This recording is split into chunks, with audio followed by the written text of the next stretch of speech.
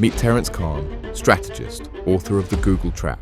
With over 20 years in IT, from Citibank to the E-Safety Commissioner, he has a warning for every business owner. Stop trusting big tech. I wrote a book called The Google Trap.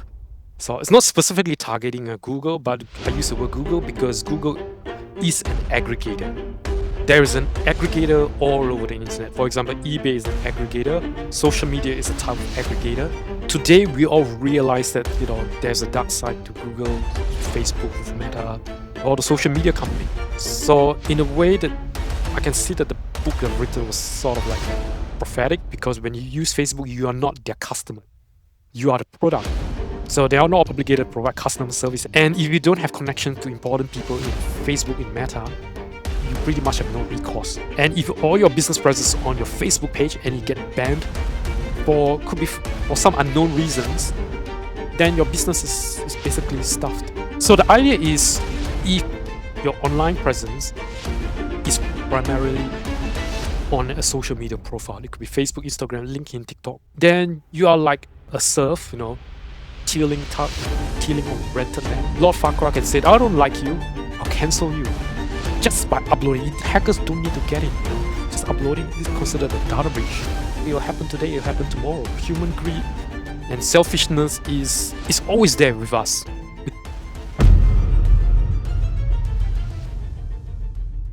Terence, welcome to the show. Yes, welcome. Thank you. Thank you for having me in your show. Terence, you've spent 20 years in IT, yet your message to businesses isn't to buy more tech. It's to stop trusting it.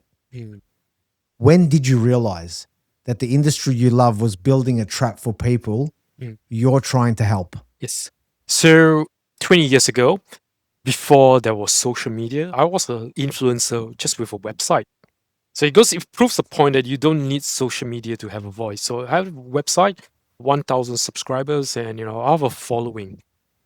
And I had to, so I write a topic, on finance, another topic of my interest outside technology. And I find I have to do a lot of digital marketing, lots and lots. So I have to do research on a topic, on a specialized on a technical topic. So I got to get the technical topic right. And then I have to divert my attention to do a lot of digital marketing, And that's when I realized the power of Google. And the power of, what I call the aggregator. So I wrote a book called The Google Trap. So it's not specifically targeting Google, but I use the word Google because Google is an aggregator. There is an aggregator all over the internet. For example, eBay is an aggregator. Social media is a type of aggregator.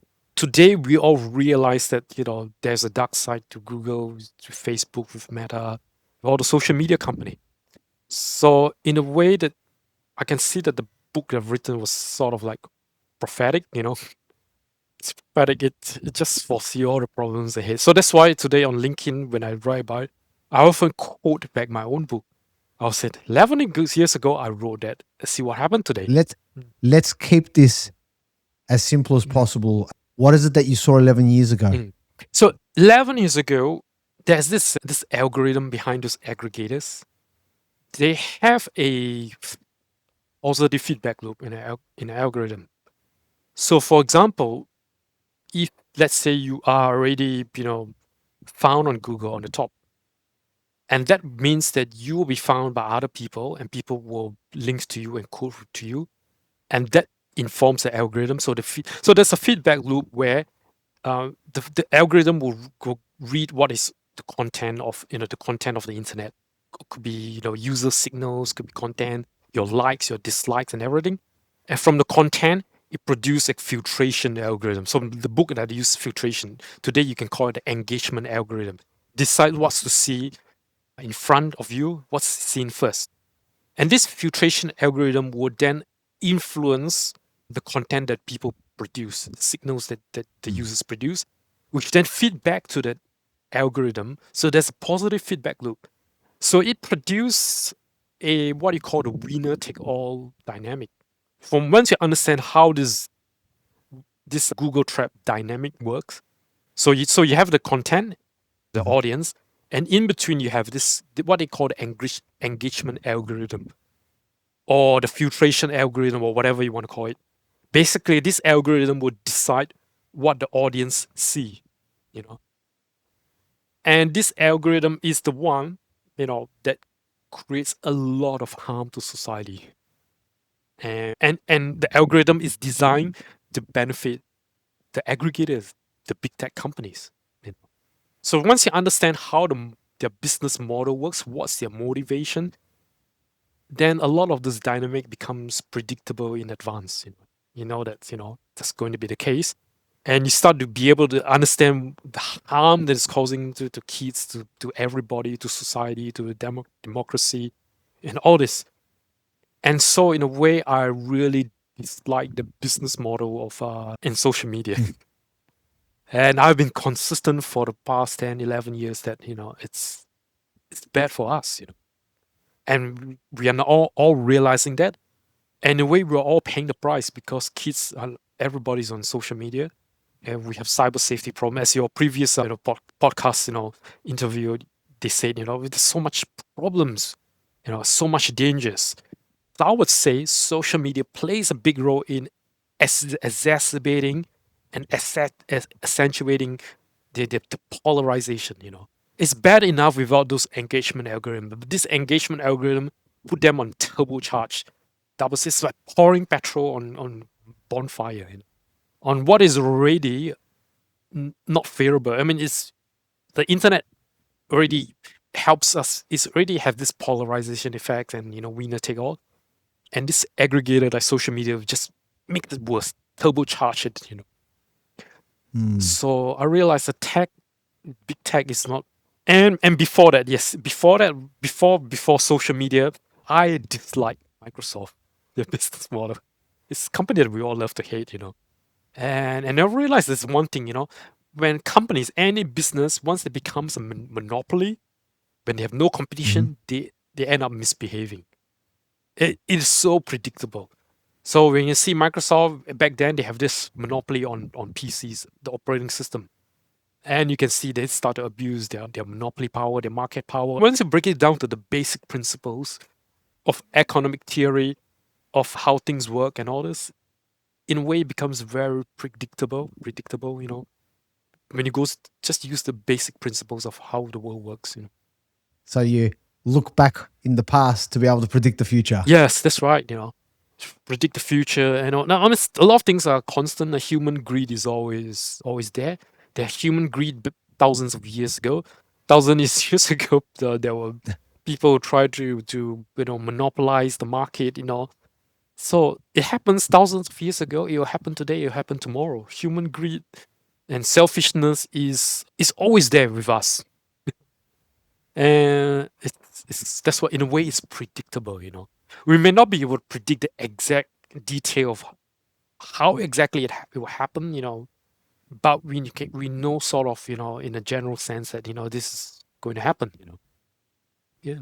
Yeah. Besides reading your book, which I'll put up on the display for people who are watching, where do people find your book? That's just two places. So on my website, isecurityguru.com, you go to the website, my book's right in front. So that's the book called Easy Guide to Cybersecurity and Privacy. So there's another book, The Google Trap, is on my website called strategist.com. We'll definitely have those links to make everyone's life easier on our YouTube description. I guess what I want to talk about is, you talk about walking into a trap. First of all, what does that mean? What do you mean we're walking into a trap? So what I begins with a book when I wrote a book, Google Trap. It's actually not a cybersecurity book. It's a technology book. It's you can call it a book for digital marketing. It's a book for social change. So it walk in a trap in a sense that first, the trap number one is a winner take all dynamic. So which means that there's always downward pressure on price. So if you notice, the contents is free all over the internet.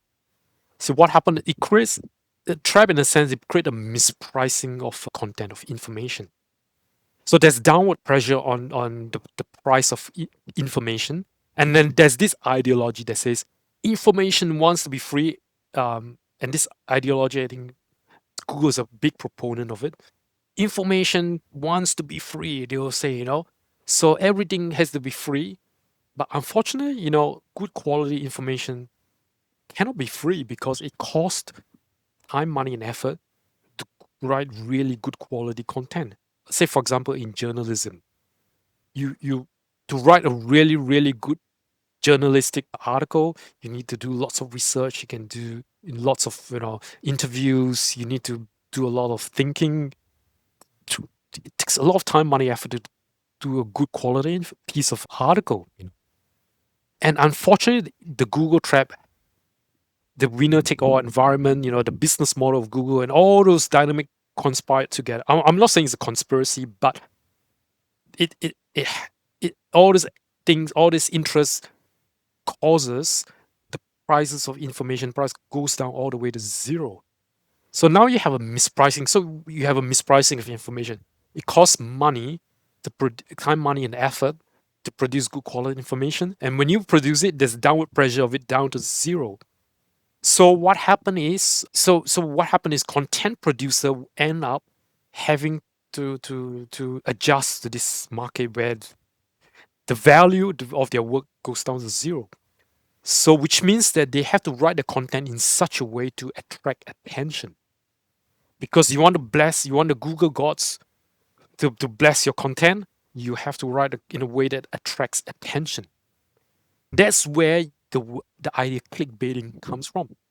You realize nowadays content, especially social media, is all about brain rot, clickbaiting, get people to click on it. Why? Because you need to write a content that attracts attention, that attracts the attention that will induce the audience to just want to click it, and because they can't help it. Then once you attract the attention, then you will be able to be visible on the internet. Then when you're visible on the internet, then you can start to try to monetize your content. It could be advertising, or you can sell some value-added content. But to make yourself known, you have to attract attention.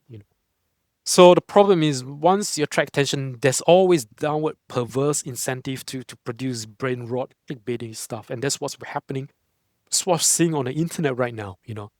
So we have all this low quality content on social media that just wants to attract your attention, attract your baser instinct of you just can't help it. You just feel tempted to click on it, and see what's it, And the algorithm makes it worse. The algorithm would then realize, oh, this type of brain rot content induce people to click on it. And then the engagement algorithm will work. So you have to understand, the engagement algorithm is content agnostic. The engagement algorithm does not know, okay, this piece of content is political, this piece of content is this particular slant. It's content agnostic. But what it knows is that this piece of content attracts attention. People just click on it. So this algorithm will then work out. So similar piece of content will attract attention, and then that will induce the user to click on it. Why would Google wants, a social media company wants to have an algorithm that get you engaged in their platform? Well, you go back to the business model. Their business model is to monopolize your attention, to make you as much of your waking hours of all your time on their platform as possible. Basically, they want you to waste all your time on their platform. So they do this to capture your attention. And then they resell your attention to advertisers. And that's where they make their money, you see. And the side effect is, the unintended consequence of their business model is, as we know, brain rot, cognitive degradation, political polarization. So we can't address this problem unless, the fundamental incentive change. The fundamental incentive is their business model. Their business model, even till today, is about selling your attention, my attention, to the highest bidder, the advertiser. So unless the fundamental business model change, we will continue to have this same problem. And now with AI products, as we know, AI products, they have trouble fully monetizing the AI products. So what happened if they use the same, methods that use of social media on AI products? I've already saw it, sell erotica, the sex chatbot, whatever, the AI girlfriend chatbot. So they create very addictive products. So they create addictive products to capture all your attention. And I wrote in my book, once they capture your attention, the path to monetization is open. They can think of all sorts of ways to profit from it. Selling advertising is one thing, So once they capture attention, they can think of all sorts of creative ways to monetize and all this. So again, it comes to the business model, the incentive, If you have this massive mispricing of content, of services, where cost of providing AI services higher than the revenue that they can get in a general overall sense, then they have to monetize it some way to monetize it. So one way is to sell attention, and once they sell attention, they have to figure out a way to monopolize attention, and to monopolize attention, they will try and get you addicted to their platform, and that's where the harm comes in, where all the harm and threats to democracy and all this come in.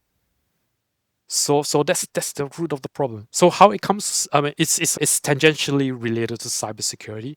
It's more related to privacy, because to attract your attention, they need to know everything about you. See, for example, the more they know about you, the more they can tailor-made the content, the engagement algorithm, the AI product to you. So the more they tailor-made the product to you, the more they can attract your attention and monopolize attention and make you spend time on the platform. And the more you spend time on the platform, the more you can become a product where they can sell your attention to the highest bidder. So that's where the privacy comes in. So they need to know everything about you in order to attract your attention, to monopolize attention. So in my book, back then there's a product from Google called Google Now. That was long before AI.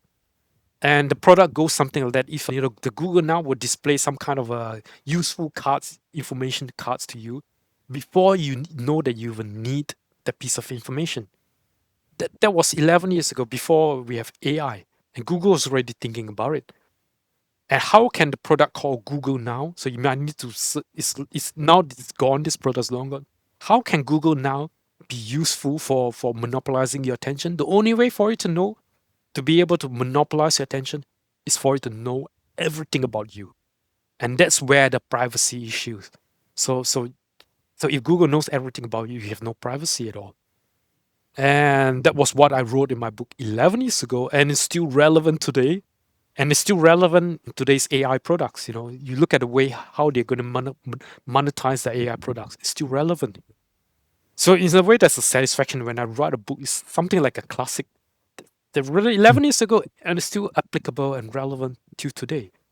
The individual products might come and go, and but the basic principle, is still relevant today. So, speaking of privacy, then a lot of our data is already out there, right? It's not a simple feat, as simple as I can just go and delete something and then that data's gone. What do you advise anyone, from business owners through to people at home? What simple things can they do to minimize that privacy breach, if you like, or privacy information to go out there? Like, what do you do? What do you advise people? One basic principle I can always tell people is what does not exist cannot get hacked. So if this piece of information don't exist anywhere on the internet, it cannot get hacked, you see. So you can start from this point of view. And I know it's very hard today. All of the data is everywhere. So in a sense, it's too late. But I mean, the best you can do is try to minimize it. Minimize the leakage of your information. Try as best as you can. I know it's an uphill battle. In some ways, too late, but try. It's better than not trying at all. The worst thing is to adopt a defeatist attitude. To say, there's nothing I can do anyway. I'll just just do whatever I want and leak all my data, So for example, right, avoid using social media, as much as you can, avoid, I've deleted, for me personally, I've deleted my Facebook account. I've deleted my Instagram account. And when I use, say, X or Twitter, I try to use as anonymously as possible. And I use it for research purpose. I need to know what's going on around the world to collect information, to collect data, to know what's going on. But I don't participate, I participate in LinkedIn. It's already out there, LinkedIn, because I need to get myself known. But, but I try to restrict the information that I put out. I won't post a picture of me and my family and my dog, you know, on any social media platform, for example.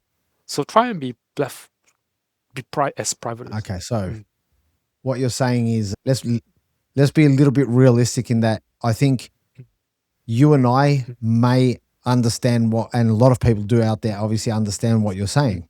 Now, for the average person who doesn't understand the level of privacy and security that you do, can we do things like I've heard, for example, or what our other guests have said is put in fake information. Don't put in your actual date of birth. That's right. Don't put in, whatever's not required. Don't put that in. Yes. So if there's besides your first name and your last name and various information that's a must. Don't fill in anything that you don't need to fill out. So let's say I've got my accounts. I'm not going to remove these accounts.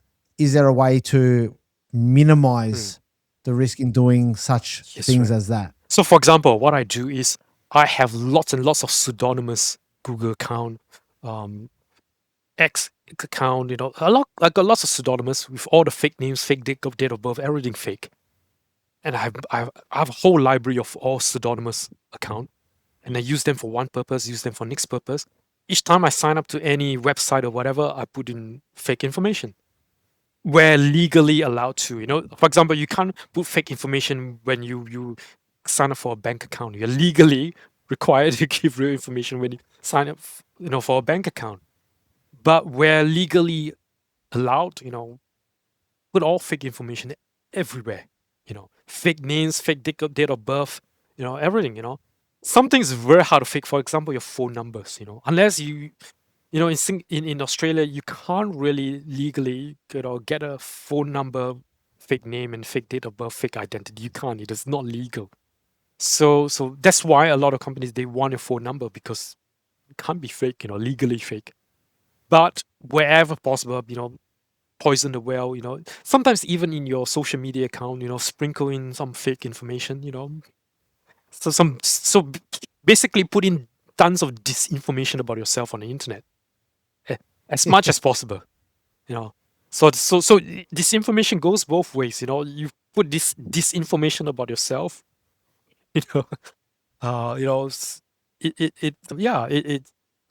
helps provide a privacy.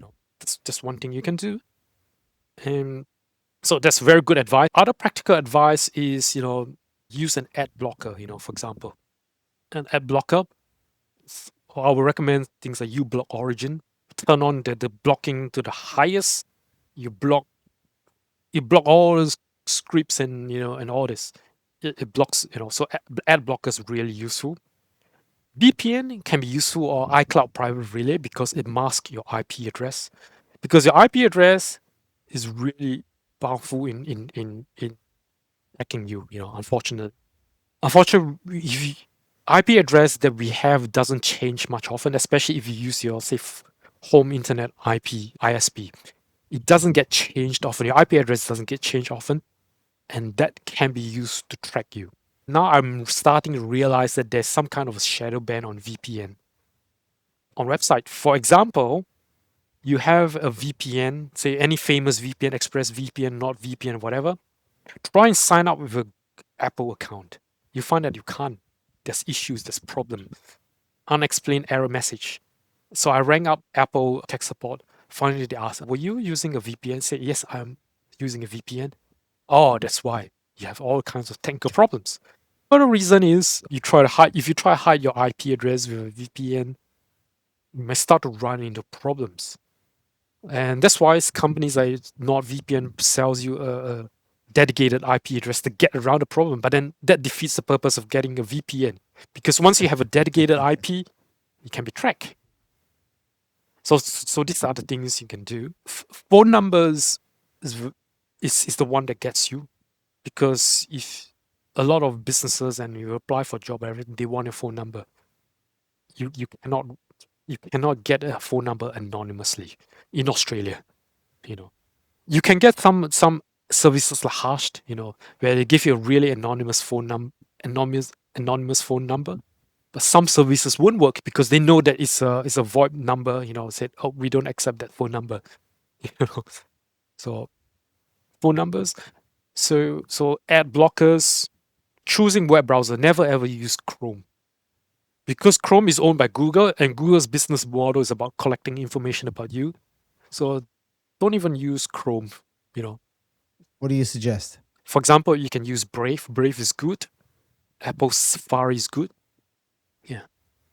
And Safari and Brave, they block third-party cookies by default, which is good. But now Big Tech has a new arsenal on their sleeve. That is called fingerprinting. Fingerprinting basically use JavaScript, or programming script, to pick up characteristic of your system or web browser. From there, they'll fingerprint and say, okay, this might this they fingerprint uniquely, you see. So this is really insidious fingerprinting, because you can't really fake the physical and software attributes of your computing environment. And they pick up lots of signal. And along with that, with your cookies, and they pretty much able to track you. So web browsers like Safari and Brave has anti-fingerprinting technology. Like Of course. so fingerprinting is very insidious. So basically, don't ever use Chrome. Use Safari or Yep. Brave, or Firefox. There you go. You use the phrase digital surf a lot. Now, if I'm a business owner who's listening and I say, hey, Terence, I own my LinkedIn profile. I built that audience. Can you tell us what actually is a digital surf? Right. So the idea is, if your online presence is primarily on a social media profile. It could be Facebook, Instagram, LinkedIn, TikTok, or Instagram, or whatever. Then you are like a serf, tilling on rented land. So in the old days, you have this feudalism, like Shrek. So you have this Lord Farquhar with all the serfs working on the land. They don't own the land. They pay rent to the land while they do their farming. So if your primary online presence is on a platform, then you are like the serf serving on Lord Farquhar. This time Lord Farquhar is Instagram, Google, YouTube, LinkedIn. So you need your own castle, and if you tell on rented land, the Lord Farquhar has power over you. Lord Farquhar can say, I don't like you, I'll cancel you. I'll take away the land. You cannot till on the land. Then you're gone. You're cancelled. You're gone, for example. So there are many, many horror stories, Businesses who gets their Facebook page banned for some unknown reason, for reasons they do not know. Because Facebook has no customer service, because when you use Facebook, you are not their customer. You are the product. So they are not obligated to provide customer service. And if you don't have connection to important people in Facebook, in Meta, you pretty much have no recourse. And if all your business presence on your Facebook page and you get banned could be for some unknown reasons, then your business is basically stuffed. Your whole business stuffed. There are lots of stories about it on Reddit. There's in fact a group for business owner, share stories and get help from each other. What can I do? My page got banned by Facebook. Same with YouTube. Even on LinkedIn. I've heard of people who get their profile got banned. Because they said something that is politically incorrect or doesn't satisfy the trust and safety criteria, and I have my post on LinkedIn blog as well. So I have one post that was being taken down by LinkedIn because it for hate speech. And I showed it to all my friends. It's not hate speech. How can it be? And 1 or 2 months later, LinkedIn came back to me and apologized to me. We have reviewed the ban, the taking down, and realized that it's not hate speech, and we have reinstated your LinkedIn post. By then, it's too late. The world social media world has gone into the next topic. So So yeah, yeah. so those sort of things happen. So what I always advise business owner is you need to have your own website, preferably on an open source platform like WordPress.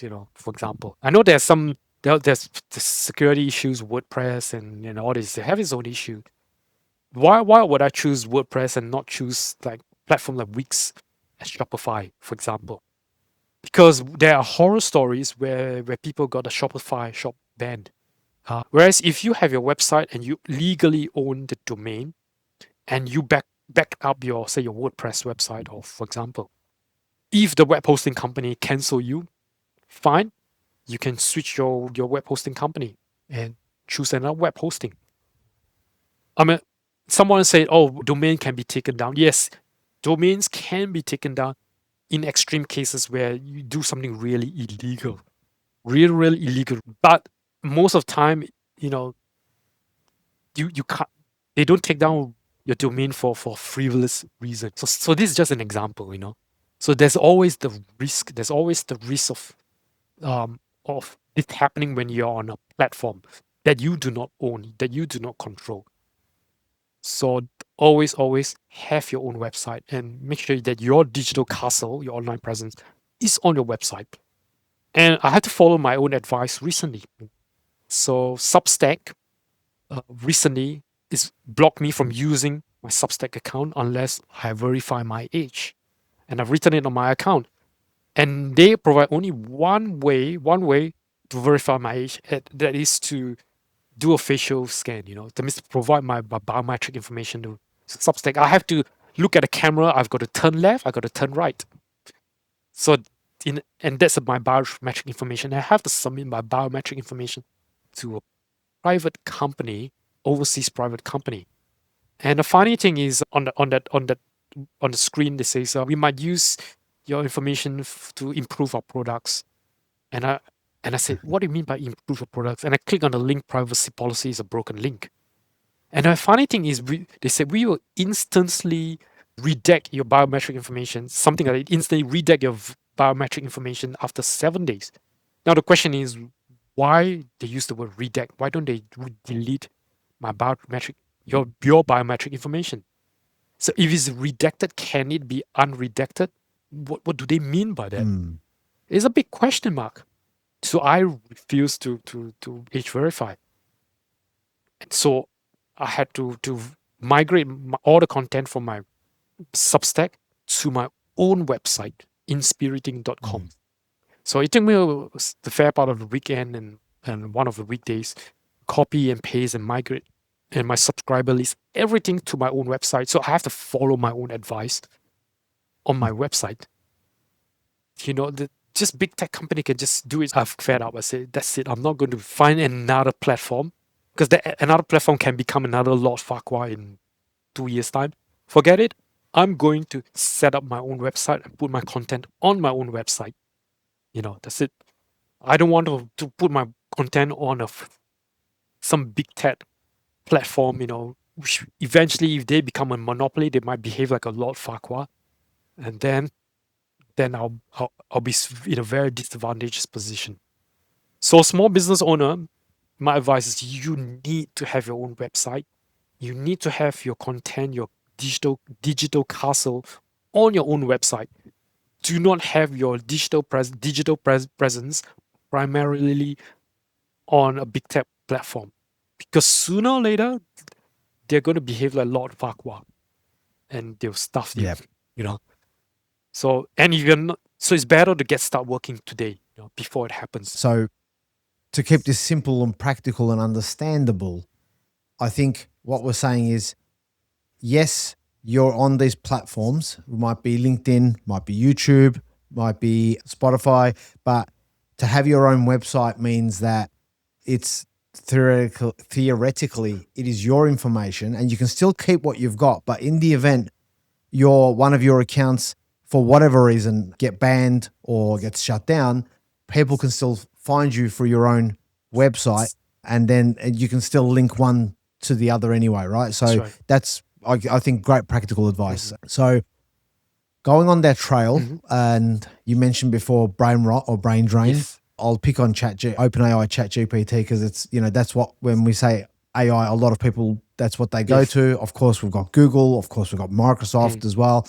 The biggest issue we're seeing, you and I, for what we do when it comes to cyber, when it comes to privacy, is that a lot of these businesses are uploading information onto the platform, ChatGPT, because, for intent is not bad, where an employer might have some financial information or they've got various private information about a client and they want to make the best impression. So they want to help get a report done, but they're uploading this or pasting this information straight into the chatbot. But what's the concern? What's the issue? Why shouldn't I be doing that?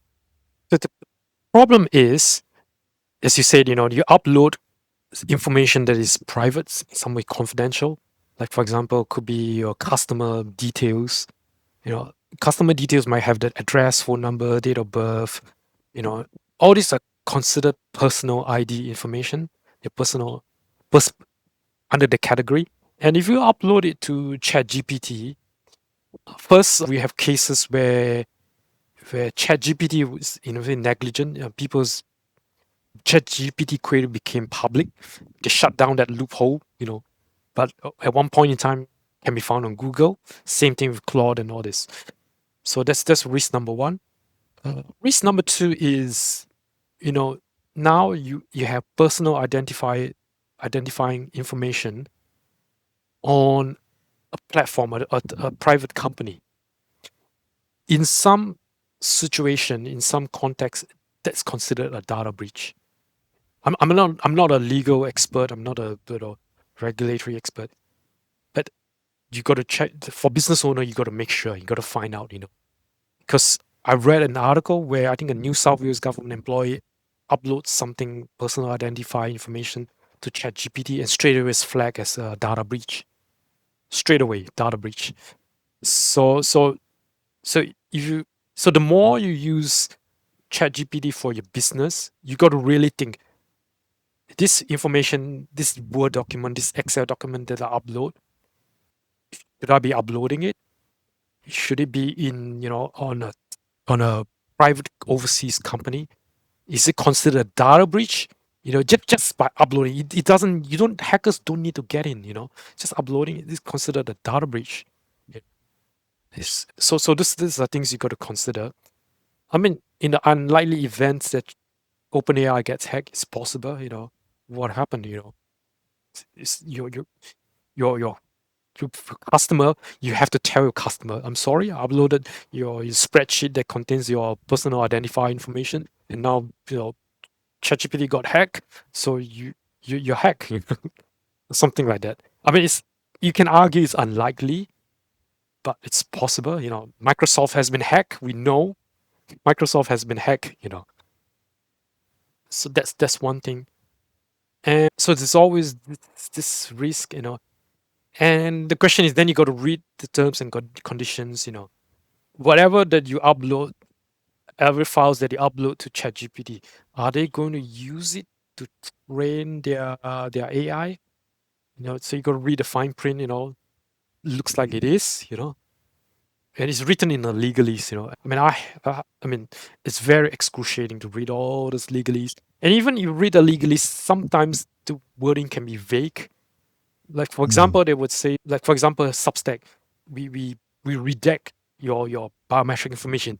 Question, what do you mean by redact, So some of this wording can be vague, and we don't get a full technical sense of what they actually do. the files, the information that you upload, that you disclose to ChatGPT. So there's always a nagging thing.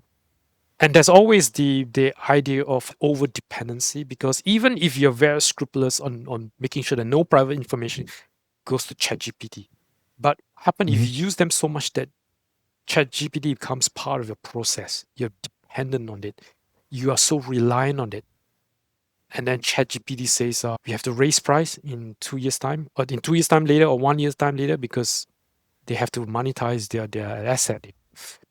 We're going to increase the price. And then what happened to Microsoft? Increase the price. What are you going to do? Or OpenAI says we can't compete in the market. We have to shut down the service or the free service. No, not the free service, but we might have to. So let's say OpenAI goes bankrupt in 2-3 years time. Who knows?